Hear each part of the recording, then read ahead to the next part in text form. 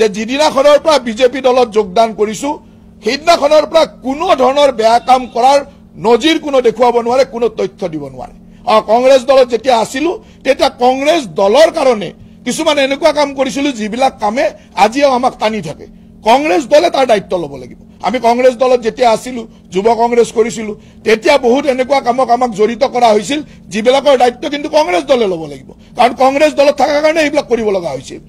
BJP দলত অহাৰ দিনাখনৰ পৰা 2015 চনৰ পৰা 10 বছৰ হ'ল গৌৰৱেৰে ক'ব পাৰো যে কোনো ধৰণৰ বেয়া কামত, কোনো ধৰণৰ অনৈতিক কামত, কোনো ধৰণৰ বেয়া ব্যৱস্থাৰ মাজত সমাজক হানি কৰা কাম, ৰাষ্ট্ৰক হানি কৰা কাম এটাও কৰা নাই আৰু ভৱিষ্যতেও নকৰো। আৰু সেই কাৰণে ইমান সগৌৰৱে নিজৰ কথাখিনি কোৱাৰ স্পষ্টতা আছে, ক'ব পাৰো, কৈছো।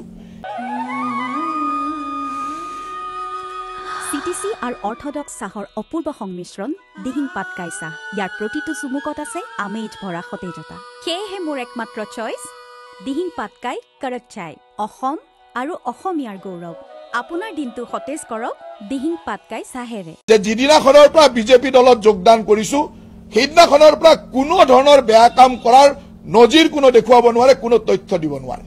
কংগ্ৰেছ দলত যেতিয়া আছিলো তেতিয়া কংগ্ৰেছ দলৰ কাৰণে কিছুমান এনেকুৱা কাম কৰিছিলো যিবিলাক কামে আজিও আমাক টানি থাকে।